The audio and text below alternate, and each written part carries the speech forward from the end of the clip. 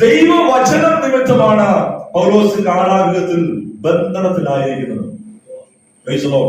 അവിടെ കാരാഗൃഹത്തിൽ ചങ്ങലകളാൽ ബന്ധിക്കപ്പെട്ട് ഇരുട്ടറകളിൽ താൻ കിടക്കുമ്പോൾ അവൻ ദൈവവചനം നിമിത്തമാണ് താൻ അങ്ങനെ ഒരു കാരാഗൃഹത്തിന്റെ അനുഭവത്തിൽ ബന്ധിക്കപ്പെട്ട് കിടക്കുന്നത്. പടയാളികൾ തന്നെ പിടിച്ചുകൊണ്ടുപോയി അവൻ ഒരുപക്ഷെ ഉപദ്രവിക്കുന്നുണ്ടായിരിക്കാം, പീഡിപ്പിക്കുന്നുണ്ടായിരിക്കാം, അല്ലെങ്കിൽ ശിക്ഷയ്ക്ക് വേണ്ടി വെയിറ്റ് ചെയ്യുകയായിരിക്കാം. പൗലോസിന്റെ ഹൃദയത്തിൽ യാതൊരുവിധമായ ഭാരവുമില്ല, യാതൊരുവിധമായ വേദനയുമില്ല. ഏകാഗ്രനായി അവൻ കാരാഗൃഹത്തിന്റെ ആ ബന്ധനത്തിൽ ഇരുട്ടറയിൽ കിടക്കുമ്പോഴും തനിക്കൊരു പ്രത്യാശയുണ്ട്. താനിവിടെ ആയിരിക്കുന്നത് ദൈവവചനം നിമിത്തമാകൊണ്ട് തനിക്ക് വിടുതലുണ്ട്. തന്നെ കുറിച്ചുള്ള ദൈവത്തിന്റെ പദ്ധതികൾ അവൻ പൂർത്തീകരിക്കുവാനുണ്ട് എന്ന്